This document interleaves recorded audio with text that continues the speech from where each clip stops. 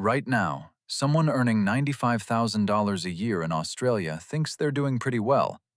They've got a decent car, a rental they can barely afford, and maybe a weekend brunch habit they feel guilty about. But here's the thing.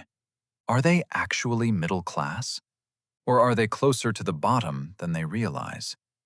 Today, we're breaking down exactly how much money puts you in the upper class, the middle class, and the lower class right here in Australia. And I'll be honest with you, some of these numbers are going to sting. This isn't about making anyone feel bad. It's about getting clear on where you actually stand. Because you can't build a financial plan if you don't know your starting point. Let's start where it hurts. According to the AFR and Grattan Institute data, the median household gross income in Australia is around $93,000 per year. That's household, not individual. So, if you're a single person earning $55,000, you're already below the midpoint. And here's the part that should make all of us uncomfortable. The latest ACOSS Poverty in Australia report found that 14.2% of Australians now live below the poverty line. That's 3.7 million people, in one of the richest countries on the planet. So where does lower class actually begin? If your household is bringing in less than roughly $48,000 a year, you're in the bottom 20% of Australian households. According to McCrindle's analysis of ABS data, the bottom fifth of households earn around $24,000 per year on average. If you're a single person on $45,000 or less, you're in a similar position. After tax, after rent, after groceries, there's almost nothing left. Now, here's where it gets uncomfortable. A lot of people in this bracket don't think of themselves as lower class. They've got jobs. They show up every day. But the gap between earning an income and actually getting ahead is massive. When median rent in Sydney hits $815 a week for a house, and even in Brisbane you're looking at $690 or Melbourne at $595, according to Domain's latest forecast, your income gets eaten alive before you even think about saving. Transport, energy, insurance, it all compounds. And the less you earn, the harder every price increase hits you. So let's move up. The middle class. This is where most Australians believe they sit. And honestly, most of them are right. But the range is wider than people expect. Middle class in Australia generally means a household income between about $48,000 and $280,000 per year.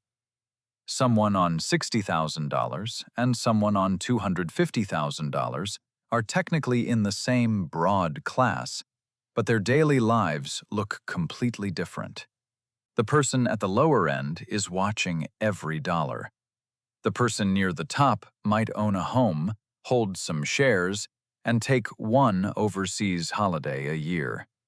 The median personal income in Australia is $58,216, according to the latest ABS data, and the average full-time wage is about $104,765. But that number is misleading. 3 out of 4 Australian workers actually earn less than that. The average gets pulled up by high earners at the top, so it makes everyone else feel like they're falling behind, when really, they're right in the middle of the pack. But here's the real kicker about being middle class in Australia right now. It's getting squeezed. Hard. Between interest rates that surged over the past few years, insurance costs going through the roof, grocery prices that climbed sharply, childcare fees that can top $150 a day, and rents that now require a 6-figure household income just to afford comfortably in any capital city, the middle class is working more and keeping less. You might earn $120,000 a year and still feel broke. That's not a mindset problem. That's a structural one. The cost of simply existing in Australia has outpaced wage growth for years, and the middle is absorbing that blow every single day. And there's another layer most people miss. Home ownership used to be the great equalizer for the middle class. You bought a house, paid it off over 25 years, and retired with security. That pathway is disappearing. Younger Australians are being locked out of the property market entirely, which means the single biggest wealth-building tool the middle class relied on for generations is now out of reach for a growing number of families. Now, let's talk about upper class. What does it actually take? If your household earns more than $280,000 a year, you're in the top 20% of Australian households. According to the Australian Financial Review and Grattan Institute, to crack the top 10% as an individual, you need more than $137,000. Get your individual income above $375,378, and you're in the top 1% of all Australian taxpayers. For households, the top 1% threshold is $531,652 per year. But income alone doesn't tell the full story. Wealth does. The average Australian household net worth is now around $1.66 million, according to the latest ABS figures, mostly tied up in the family home and superannuation. Households in the top 20% hold average net wealth above $3.2 million.